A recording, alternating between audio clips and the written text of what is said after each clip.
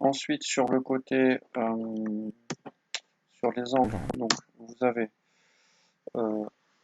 ABC qui est donné, qui mesure 60 degrés. Donc BCD,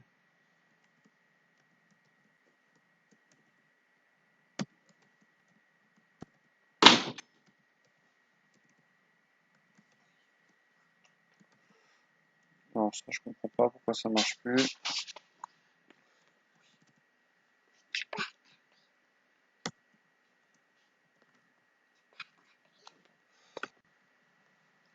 Donc BCD, c'est l'angle qui est consécutif à l'angle ABC, donc qui mesure.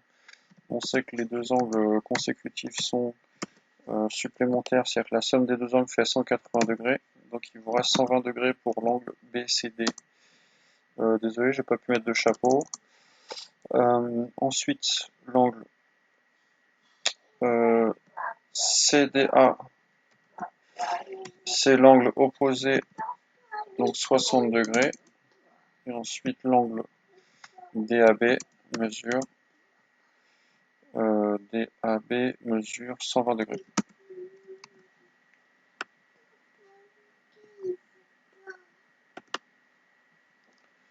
Ensuite, si vous avez un parallélogramme ABCD de centre O tel que AC égale 4 cm et BD égale 6 cm, alors l'angle, et en plus l'angle AOB mesure 90 degrés. Donc AC, il faut voir que c'est une diagonale, il ne faut pas se faire piéger. BD, c'est aussi une diagonale. Donc les diagonales, vous repérez, elles sont perpendiculaires.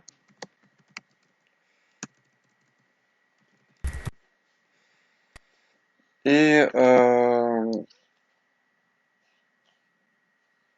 en plus, c'est un parallélogramme, du coup, les diagonales se coupent en leur milieu. Donc les diagonales d'un parallélogramme, si elles sont perpendiculaires, ça devient un losange.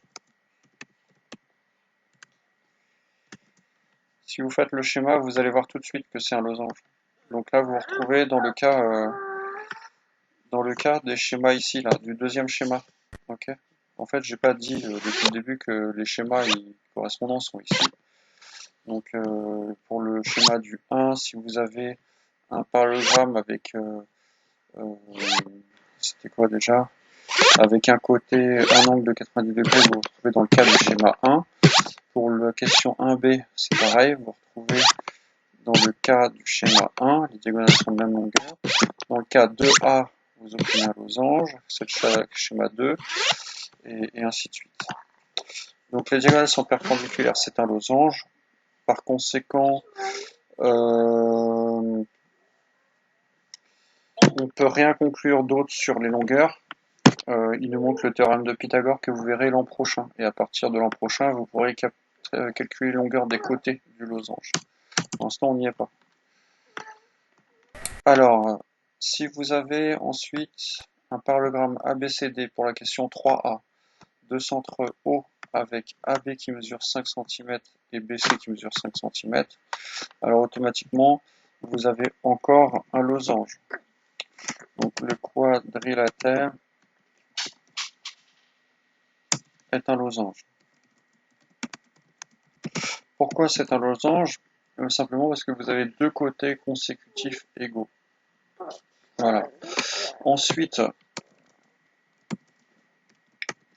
vous avez en plus un angle de 90 degrés. Donc, et en plus, c'est un rectangle.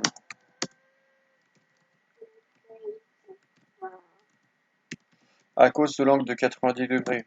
Donc, quoi? C'est en même temps un losange et en même temps un rectangle, donc c'est un carré.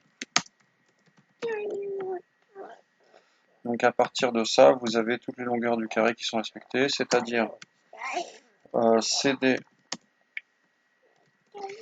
qui mesure 5 cm, DA aussi, on va le mettre ici, et puis tous les angles mesurent 90 degrés. Dernier exemple de l'activité, on vous donne un parallélogramme ABCD de centre O avec deux côtés égaux et un angle de diagonale qui mesure 90 degrés. Donc si les diagonales se coupent en formant un angle droit, ça veut dire que c'est automatiquement un losange. Et en plus, vous avez deux diagonales égales, donc c'est un rectangle. Donc c'est un rectangle et un losange. Donc c'est encore un carré. Voilà, donc si c'est un carré, les longueurs, encore une fois, vont toutes être égales, et ainsi de suite. Donc tout ce qu'on a deviné ici, écrit en jaune, en fait, il y a des propriétés associées à ça. C'est le chapitre de l'année dans lequel il y a le plus de propriétés à connaître par cœur. Ces propriétés-là on peut les retrouver, on peut les réinventer à chaque fois, mais la base, c'est de bien connaître ces trois figures-là, avec tous les codages qui correspondent. Je remarque ici que j'ai oublié de faire un codage, c'est le codage des diagonales de même longueur. Donc ici, vous avez des diagonales de même longueur. Là, et là, et là.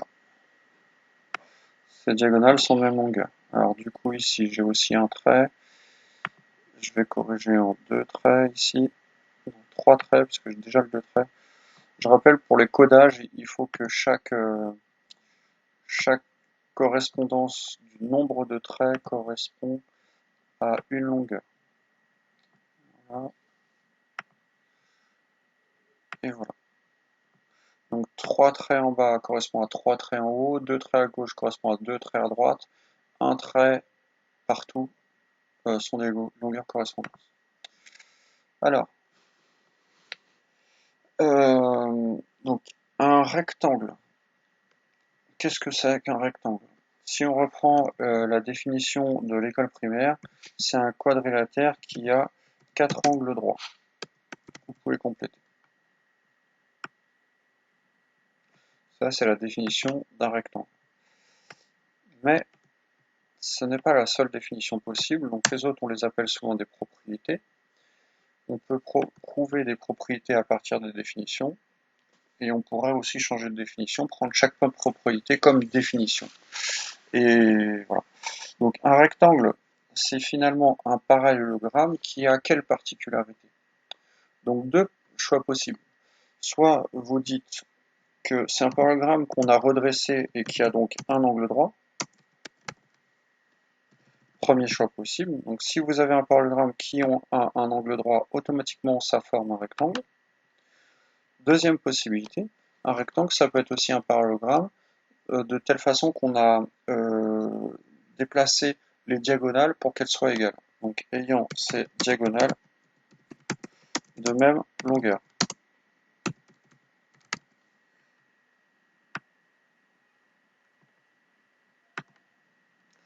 Ensuite, on va passer au losange à la vidéo suivante.